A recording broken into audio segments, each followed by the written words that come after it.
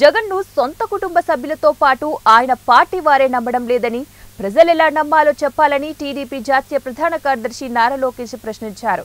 విజయనగరంలోని అయోధ్య మైదానంలో నిర్వహించిన యువగలం సభలో ఆయన పాల్గొన్నారు. వైఎస్ జమానాలో విజయసాయిరెడ్డి లెక్కలు చూసుకునేవారని, ఇప్పుడు విశాఖను దోచేసి అక్రమంగా వచ్చిన నగదును లెక్కిస్తున్నారని ఆరోపించారు. ఈ కార్యక్రమంలో పూసపాటి అశోక్ గజపతిరాజు, విజయనగరం పార్లమెంట్ అభ్యర్థి కలిశెట్టి అప్పలనాయుడు పాల్గొన్నారు. 1000 కోట్ల రూపాయలు ప్రజాధనాన్ని లూటీ చేసి ఖర్చు పెట్టి ఇప్పుడు ఏకంగా నువ్వే మా నమ్మకం అని బోర్డులు పెట్టారు. ఎక్కడికి వెళ్ళినా మనం చూసాం. ఇప్పుడు మనందరం కూడా చూస్తున్నాం. ఆయన సొంత కుటుంబ సభ్యులని నమ్మట్లా, ఆయన పార్టీకి చెందిన నాయకుల కుటుంబ సభ్యులు వాళ్ళని నమ్మట్లా. మొన్నే చూసాం, హత్య రాజకీయాలు చేసిన మా అన్నని గెలిపించద్దని జగన్మోహన్ రెడ్డి గారి చెల్లి సునీత గారు చెప్పారు. ఇంతేగాని అదే నది నుంచి విజయనగరం పట్టణానికి తాగునీరు మేము తీసుకొచ్చాం. ఇంకో పక్కన ఫ్లైఓవర్లు.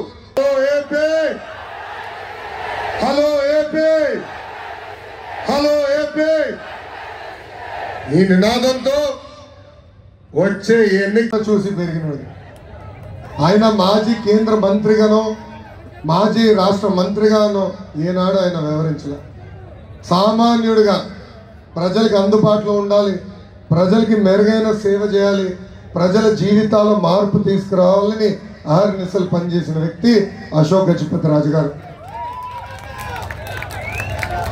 ఈరోజు అశోక్ గజపతిరాజు గారి ఆశయాలు ఏదైతే ఉందో అది ముందలు తీసుకెళ్లేదానికి అదితి గజపతిరాజు గారు మీ ముందలు నిలబడుతున్నారు. మనం చూసాం బొత్స కుటుంబం అని ఎలా పీక్కుని తినేశారో, ఎంత అవినీతి చేశారో మనం చూసాం. మన విజయనగరం పట్టణం ఈరోజు ఎంత వెనుకబడిందో మనం చూసాం.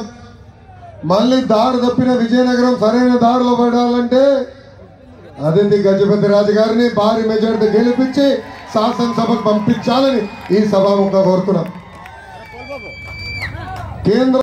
కేంద్రంలో మన కోసం మన స్వరం వినిపించే ఎంపీ కావాలా, లేదంటే కేంద్రంలో జిప్పు తీసే ఎంపీ కావాలా?